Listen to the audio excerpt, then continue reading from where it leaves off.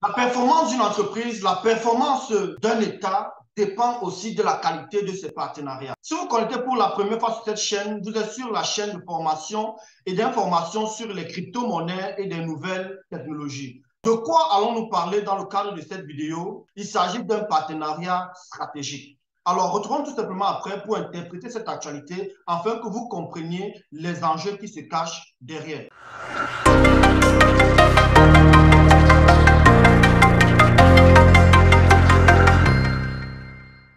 Alors, comme vous pouvez le constater sur mon écran actuellement, Financial Afrique a titré Les BRICS ont naturellement choisi Bangui. Alors, pour permettre la bonne compréhension de tous, lorsqu'on parle des BRICS, on parle de ce groupement de pays qui ont décidé de se mettre ensemble dans le but de défendre, de poursuivre, n'est-ce pas, un idéal. Alors, lorsqu'on parle de BRICS, on va parler du Brésil, on va parler de la Russie, de l'Inde, de la Chine et de l'Afrique du Sud, qui, en quelque sorte, ont décidé d'installer leur siège en République centrafricaine. Alors, la question que vous êtes en droit de me poser, c'est quel serait donc l'impact, n'est-ce pas, de mettre sur pied un siège en République centrafricaine, de mettre un siège dans un pays qui a été taxé de pays le plus pauvre au monde, dans un pays où on n'a pas d'électricité, dans un pays où le salaire minimum est à peine de 50 000, dans un pays où on n'a pas, n'est-ce pas, une connexion 4G, dans un pays où tout le monde misère. On est en droit de se poser la question, mais quel serait donc l'impact d'un tel partenariat? Alors, ce que je voudrais déjà vous faire remarquer et rappeler à ceux qui le savent déjà, c'est que la Centrafrique a décidé, n'est-ce pas, de s'affranchir en quelque sorte du système financier mondial pour se mettre, n'est-ce pas, dans un système financier qui libère le pays, n'est-ce pas, de ces incidences financières que l'on a toujours observées dans nos États. Aujourd'hui, Bangui ou alors la Centrafrique a adopté la crypto-monnaie sur son territoire, notamment le Bitcoin, et à travers son initiative SangoCoin, a décidé de développer en quelque sorte son économie. C'est pour ça qu'il faut comprendre, et surtout pour les sceptiques, pour ceux qui se posaient la question, mais un pays aussi pauvre, comment peut-il amener son pays à se développer à partir de nouvelles technologies, notamment la blockchain? Il faut tout simplement dire que le Brésil, la Russie ne sont pas uniquement les seuls pays dans les jours à venir qui seront dans ce bloc-là. Il y a plein d'autres pays, notamment l'Algérie, l'Argentine et l'Iran, si je ne me trompe pas, et bien d'autres pays qui vont rejoindre ce bloc-là.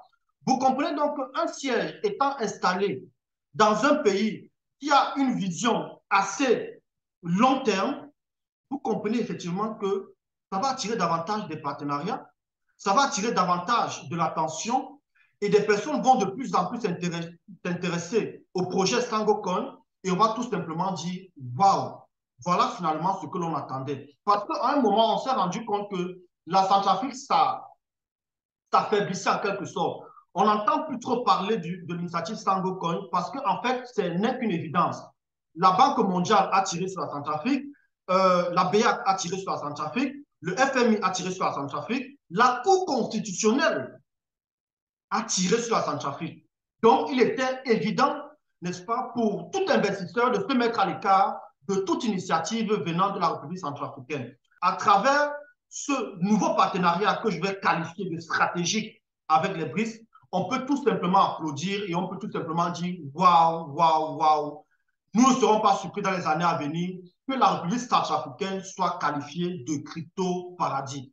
Tout simplement pour dire welcome, n'est-ce pas, au BRICS. C'est une très bonne décision et ce n'est pas pour rien que c'est dans la sous-région Afrique centrale que les BRICS viennent, n'est-ce pas, se loger. Pour moi, je dis la Centrafrique est ce pays-là qui porte, n'est-ce pas, des lendemains meilleurs. Pour tous ceux qui restent encore sceptiques, je vous invite tout simplement à aller visiter les projets qui sont développés dans ce pays-là et de dire tout simplement que, voilà, pour ceux qui le peuvent, prendre position, même si je ne suis pas concerné d'investissement, mais les choses qui s'annoncent, n'est-ce pas, prouvent à suffisance qu'il y a une volonté de donner de la valeur à tous ces projets qui sont actuellement en train d'être développés par ce cher beau pays qui est la Centrafrique. Alors, on peut tout simplement dire Adieu au G7, adieu à toutes ces pseudo-puissances qui ont toujours dominé, n'est-ce pas, les relations internationales. On peut tout simplement dire adieu au système centralisé guidé par la France, le Royaume-Uni, le Canada, les États-Unis, le Japon et bien d'autres pays, n'est-ce pas, qui sont dans le bloc du G7.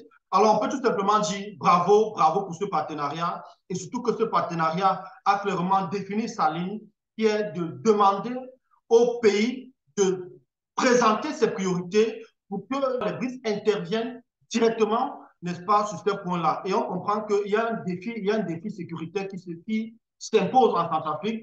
Il y a un défi de sortie de cette précarité qui se pose et on sait que dans les jours à venir, dans les mois à venir, dans les années à venir, à travers ce partenariat-là, la Centrafrique va sourire, le peuple centrafricain sera davantage plus heureux. N'oublie pas de liker, surtout de lâcher un commentaire, de dire ce que tu en penses suite à cette actualité.